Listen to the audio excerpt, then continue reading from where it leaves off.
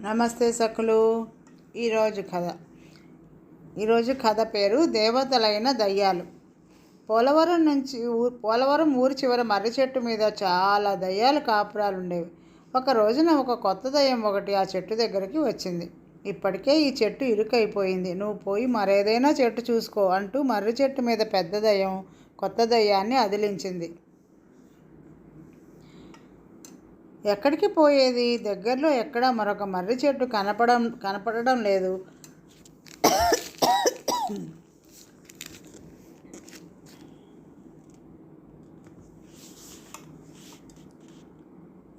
అని కొత్త దయ్యం దీనంగా ముఖం పెట్టింది. అయితే మనుషుల మధ్యకు పోయి ఉండరాదు అన్నది ఒక దయ్యం. మనుషులతో వెగడం మహా కష్టం. ఇంట్లో దయ్యం ఉందని అనుమానం వచ్చిందంటే మంత్రగాళ్ళను పిలుస్తారు. వాళ్ళు పెట్టే బాధ భరించలేక నేను పారిపోయి వచ్చాను.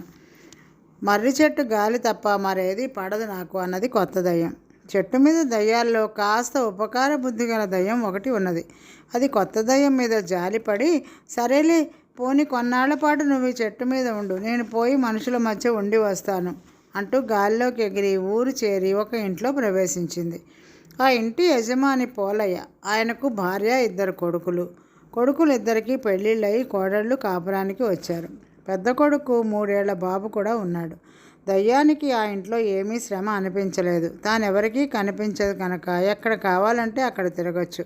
మర్రి చెట్టు కంటే ఆ ఇల్లే దానికి ఎంతో సదుపాయంగా ఉంది. ఆ ఇంట్లో వాళ్ళు సరదాగా కబుర్లు చెప్పుకుంటుంటే దయ్యం తాను విని ఆనందించేది. పోలయ్య మనవడి ముద్దు చేష్టలు దానికి వినోదం కలిగించేవి. ఇక ఆ ఇల్లు వదలరాదు అనుకున్నది దయ్యం. ఇలా 4 రోజులు దయ్యానికి హాయిగా జరిగిపోయింది. ఒక రోజున ఇంట్లోని 3 ఆడవాళ్ళు కబుర్లలో పడ్డారు. చిన్న కోడలు అత్తగారిని మెచ్చుకుంటూ, మన పొరుగింటి ఆవిడ కోడల్ని దయ్యంలా వేధిస్తున్నది, మా అదృష్టం కొద్దీ మీరు మాకు అత్తయ్య గారుగా దొరికారు అన్నది. ఆ పొరుగింటి ఆవిడని దయ్యంతో పోలుస్తావెందుకే, దయ్యాలు ఆవిడ కంటే చాలా మెరుగు అన్నది పెద్ద కోడలు. ఇందుకు అత్తగారు నవ్వుతూ, దయ్యాలు మెరుగంటున్నావు, నీకు వాటి గురించి బాగా తెలిసేమిటి అన్నది. తెలుసు కాబట్టే చెప్పాను. మనం దయ్యాలను మెచ్చుకుంటే అవి పనులు చేసి పెట్టే అవకాశం ఉంది. పొరుగింటి ఆవిడ ఎంత పని చేసినా కోడల్ని సాధిస్తూనే ఉంటుంది అన్నది పెద్ద కోడలు. మరి నువ్వు దయ్యాన్ని మెచ్చుకున్నావు కదా, ఈరోజు నీ వంతు 2 గుండిగల నీళ్లు అదే తోడుతుందంటావా అన్నది చిన్న కోడలు. ఏమో, ఎవరు చెప్పగలరు, మనం నిద్రపోయి లేచేసరికి అలా జరిగినా జరగచ్చు అన్నది పెద్ద కోడలు. ఆ తర్వాత అందరూ నిద్రపోయారు. ఈ సంభాషణ విన్న దయ్యానికి తనను మెచ్చుకున్న పెద్ద కోడలంటే అభిమానం ఏర్పడింది. ఆమెకు దయ్యాల మీద గల సానుభూతిని నిజం చేయాలనుకుని మర్నాడు పెద్ద కోడలు నిద్ర లేచేసరికి 2 గుండిగల నీళ్లతో నింపింది. పెద్ద కోడలు నూతిగట్టు వద్దకు వెళ్ళి 2 గుండిగల నిండా నీళ్లు ఉండడం చూసి ఆశ్చర్యపోతూ అత్తగారిని చిన్న కోడల్ని పిలిచి, మీరేమైనా నీళ్లు తోడారా అని అడిగింది. ఇద్దరూ తోడలేదన్నారు. చిన్న కోడలు ఒక్క క్షణం ఊరుకుని, రాత్రి మామగారు మన మాటలు విని మనని ఆట పట్టించేందుకు ఈ పని చేశారేమో అన్నది. అయితే పోలయ్య అతడి 2 కొడుకులు నూతి దగ్గరకే రాలేదన్నారు. కొంపదీసి ఏ దయ్యమో ఈ పని చేయలేదు కదా అన్నది చిన్న కోడలు. దయ్యాలకి ఇలాంటి ఉపకార బుద్ధి ఉండదు, తమాషా కోసం మనలో ఎవరో ఈ పని చేసి ఉంటారు అంటూ పోలయ్య అందరి ముఖాలకేసి పరీక్షగా చూశాడు. పోలయ్య పెద్ద కొడుకు మాత్రం తాపీగా, ఇది నిజం ఉపకార బుద్ధి గల దయ్యం పని అయితే ఇంత చిన్న సహాయంతో ఎందుకు ఊరుకోవాలి, మన ఇంటికి అప్పు నేసి పెట్టకూడదు, పెంకు తిరగేసి 4 ఏళ్ళయింది, ఇంట్లో అక్కడక్కడ వాన కురుస్తోంది కూడాను అన్నాడు. తన సేవకు గుర్తింపు లభించలేదని దయ్యానికి చాలా బాధ కలిగింది. అది ఆ రాత్రి ఇంటి కప్పు మీద పెంకులన్నీ తీసి చక్కగా సర్దిపెట్టింది. మర్నాడు తెల్లవారు లేస్తూనే అంతా తనను మెచ్చుకుంటారని దయ్యం ఆశగా ఎదురు చూసింది. అయితే పోలయ్య నిద్ర లేస్తూనే ఒక గావు కేక పెట్టి పడిపోయాడు. ఆయన 2 కొడుకులు కంగారు పడి వైద్యుడిని పిలుచుకుని వచ్చారు. వైద్యుడు పోలయ్యను పరీక్షించి, ఈయనకి కడుపులో పుండు ఉన్నది, శస్త్రచికిత్స చేయాలి, కొంచెం బాధాకరంగా ఉంటుంది, అది అంతగా తెలియరాకుండా మత్తుమందు ఇస్తాను అన్నాడు. తర్వాత ఆ శస్త్రచికిత్స చేసి మత్తుమందు ఇచ్చి వెళ్ళిపోయాడు. దయ్యం ఇదంతా చాలా ఆశ్చర్యపోతూ చూసింది. పోలయ్య త్వరగా కోలుకుంటే తప్ప ఇంట్లో వాళ్లకు తన మంచి గురించి తెలియదని నిరుత్సాహపడింది. 4 రోజులు గడిచినాయి. బాధ అనిపించినప్పుడల్లా పోలయ్య మత్తుమందు వేసుకుని నిద్రపోయేవాడు. ఈ గొడవలో ఇంట్లో వాళ్ళెవరూ కప్పు మీద పెంకుని గమనించనే లేదు. ఒక రోజున పెద్ద వాన ప్రారంభమైంది. పోలయ్య మంచం మీద లేచి కూర్చుని కొడుకులతో ధాన్యం గది జాగ్రత్త, అది తడిసిపోవడం జరిగితే మనం తిండి తినడానికి అవస్థ పడవలసి వస్తుంది అంటూ కేకలు పెట్టాడు. అందరూ ఇంట్లో తలా ఒక చోటకు వెళ్ళి చూశారు. పూర్వంలాగా ఎక్కడా కప్పులో నుంచి వాన చినుకులు పడడం లేదు. వాళ్ళు ఆశ్చర్యపోయి ఈ సంగతి పోలయ్యకు చెప్పారు. అప్పుడు అందరూ పోలయ్యకు పెద్ద కొడుకు దయ్యాన్ని గురించి అన్న మాటలు గుర్తొచ్చాయి. వాన తగ్గిన తర్వాత వెళ్ళి చూస్తే ఇంటి మీద పెంకు చక్కగా పేర్చి ఉంది. కోడళ్ళిద్దరూ హడలిపోయారు. ఈ ఇంట్లో నిజంగానే దయ్యం చేరింది అంటూ అత్త గోల పెట్టింది. మంత్రాల మరడయ్యను పిలుచుకొస్తాను అంటూ పెద్ద కొడుకు ఊళ్ళోకి వెళ్ళాడు.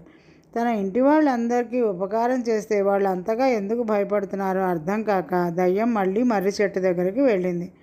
చిచ్చి, ఇక్కడ ఖాళీ లేదని తెలియదా అంటూ ఒక దయ్యం పెద్దగా విసుక్కున్నది.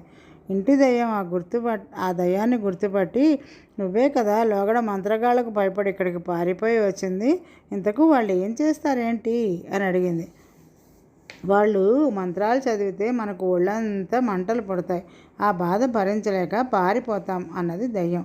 ఓ సింతేనా అనుకుంటూ పోలయ్య ఇంటి దయ్యం తిరిగి వచ్చి వైద్యుడు పోలయ్యకి ఇచ్చిన మత్తుమందు కొంచెం మింగి ఒక మూలగా నిద్రలోకి జోగుతూ కూర్చుంది. తర్వాత మంత్రాలు మరడై వచ్చి కాసేపు హడావిడి చేసి ఏవేవో మంత్రాలు చదివాడు. ఎన్ని మంత్రాలు చదివినా వాడికి దయ్యం జాడ తెలియలేదు. నేను గొప్ప పిడుగుల్లాంటి మంత్రాలు చదివాను, వాటికి ధాటికి ఎంత లేసి దయ్యాలైనా నిలవలేవు అని చెప్పి మరడయ్య తన బహుమతి తీసుకుని వెళ్ళిపోయాడు.